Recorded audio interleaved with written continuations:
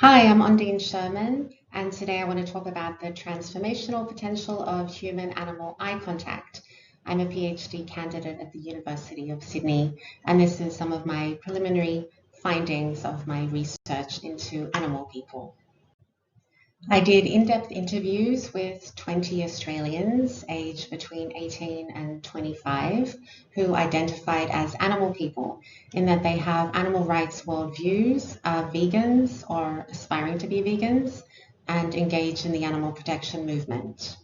I chose participants' names based on Australian wildlife to honour and centre animals in the research process. Throughout the research, I'm adopting an ecofeminist lens to explore the full remit of participants' lived, embodied experiences with animals. Relational theories emphasize the importance of animal-human connections and interactions. For example, Laurie Gruen's theory of entangled empathy proposes a blend of affect and cognition during an animal encounter. Qualitative methodologies allow me to explore this relational aspect and consider my participants' emotional experiences with animals, acknowledging the important role of affect on the formation of values. This allows me to create rich and descriptive accounts of lived experiences and worldviews, which would be outside quantitative methodologies' purview. In this lecture, I'm focusing on one particular part of my research and findings, eye contact moments, which was one of the strongest themes that emerged when participants described their encounters and relationships with animals. Here we see, for example, participants lorikeet and goldfinch. Lorikeet said, looking into their eyes, it felt like they understood. I wasn't talking to them in a deep conversation, but it just felt like they were human. Goldfinch said, you look into their eyes and you feel like there's a little soul in there. You can see when they want things and when they don't like things. The transformative power of eye contact is explored by scholars such as Emmanuel Levinas in The Face of the Other. He writes that speech is possible without words, as eyes can speak and possess their own language. Danielle Celermajer refers to this theory in her work as well. And Martin Buber, whose theory of the I-thou was later interpreted by Eileen Christ to be more applicable to animals, talks about the power of the eyes. And quoting Celermajer, she writes, once you see that others, not just human others, have a face, the responsibility for their lives becomes infinite. Every time you make them an object and block out their faces, you also betray them and yourself. Martin Buber writes, the eyes of an animal have the capacity of a great language, independent without any need of the assistance of sounds and gestures, most eloquent when they rest entirely in their glance. They express the mystery in its natural captivity, that is, in the anxiety of becoming. This stage of the mystery is known only to the animal, which alone can open it up to us, for this state can only be opened up and not revealed. When my participants talked about eye contact, three sub-themes emerged. Understanding of animals as subjects of a life and as equals, and how it led them to animal advocacy and veganism. Subjects of a life is a term that's broadly understood to mean animals having inherent value, beliefs, desires, perceptions, memories, a sense of their future, emotional life, preferences, and more. Here we see participants echoing some of this worldview when they're describing animal encounters. For example, Goldfinch said that looking into her cat's eyes all the time, she tried to discern their communication. Eye contact allowed her to notice them a bit differently and remember that they were in their own little world in their head, experiencing an Umwelt different from hers. Rosella was inside a pig factory farm as an activist, attempting to get close to her mother sow and her piglets to document them, and she felt persecuted in the eyes of an animal.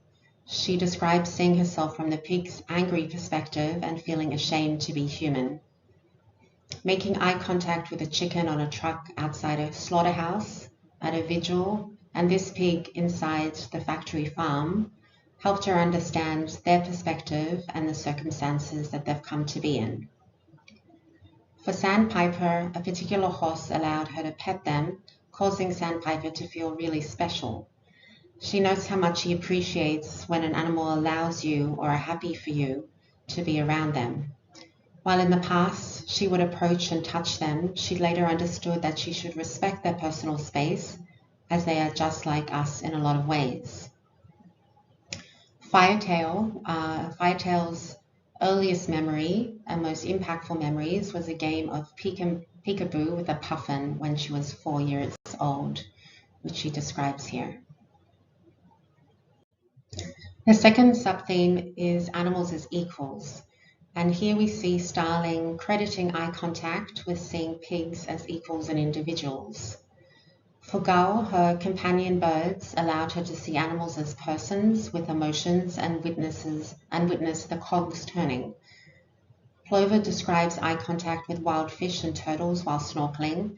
She explains it as an equalizer, able to bring down the human-animal hierarchy. And for Lorikeet, when she was crying, her dog was looking at her, knowing she was upset, and putting his paw on her arm. Here, Firetail expands her thoughts more thoroughly, just how important she believes eye contact is in understanding animals as equals. And I quote, "Eye contact is the only way that you can meet another animal in the same spot. With people, you can pick up on each other's energy if you're standing next to each other without even looking at each other. But because there's a bit more of a disconnection between us and animals, eye contact is the best way to read them. You look into their eyes and there's this magical moment when you kind of understand each other. Somehow, I don't know how it works, but you look at each other and read what the other animal is feeling. It's just that moment of magic because you think, oh, you're just like me, you're the same. Hang on, you're getting me. And it's something that's kind of made alien to us because we're all just living on the same planet, breathing the same air. It's normalized for us not to view animals as equals. It's very them and us, or we're higher above. But suddenly you have this moment where you look at an animal and you read it and it understands you and you understand it, and it is just normal animals interacting. But we view it as so magical because we've blocked it out as a possibility." The third subtheme is animals leading to animal advocacy and veganism. And about half of my participants link their animal connections to their decisions to go vegan or get involved in animal advocacy. Here we see Thornbill as an example. They said, "Connection's a big part of helping create change, and it helped me feel more certain and comfortable in my own journey into becoming a vegan." We'll have a quick look at some of the scholarship here. Eye contact is linked to the concept of attentiveness, which draws on the work of Iris Murdoch and Simone Weil. Eva Girard talks about animals demanding and speaking back, imposing their obligations on us humans. Laurie Gruen talks about how eye contact can lead to a changed human-animal relationship and a desire to help animals. While Elise Altola, along with many other scholars, argues that the more attentive we are to animals, the more we understand they are irreplaceable and not expendable, which helps form pro-animal values and behaviors. This is one of my favorite papers.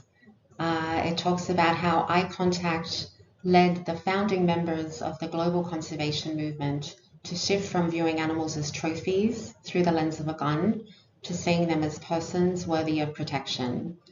And these included Ernest Thompson Seton, Aldo Leopold, and Felix Rodriguez de la Fuente. Here's a description of de la Fuente, who was credited as the father of environmentalism in Spain when he was out hunting at 11 or 12 years old. He was told that wolves were evil and had to be killed. He said, "What I saw I will never forget. I saw a beautiful animal, a large grey animal, an animal that was perfectly standing and looking straight towards me. His eyes caught my attention most, an amber caramel colour. They were eyes that looked at me with nobility, questioning eyes, maybe complaining eyes that were throwing out questions like, why do you persecute me? Why do you want to kill me?" Due to this encounter, De La Fuente questioned the construction of the wolf as evil and subsequently did not alert the other members of the hunting trip to the wolf's presence, saving him from death. As an adult, he went on to rescue wolf cubs, expressing the hope of a world where animals and humans understand and love each other. Here we see one of my participants, Petrol, echoing some of the scholars and how embodied connection with an animal can lead to a desire to protect them from suffering. And Petrol said, "When you make a connection with another sentient creature, you're far more likely to care about it because you felt a level of emotional empathy with that creature through the connection. You both experienced a common reality, and so you can conceptualize, I wouldn't want this to happen to me. And so through that connection, it logically flows that you wouldn't want them to experience that. I certainly feel that the connection is a big part of it. Once you have a moment of connecting with one of them, you become quite aware that they're experiencing a similar reality. You wouldn't want them to suffer, given that you're aware of their situation now a lot more too." My conclusions are still a work in progress, but here are some of the implications that I already see coming through. Firstly, that interspecies eye contact can serve as a powerful tool for reimagining human-animal relationships and our ethical responsibilities. And that qualitative research on interspecies eye contact can contribute to human-animal sociology by exploring how embodied, lived, and relational experiences can shape our worldviews and ethical relationships. Thank you so much for the opportunity to present these early findings. They're only a small part of my research project, and I'm happy to be in touch with anybody to talk more about my findings and hear your thoughts and feelings. Thank you.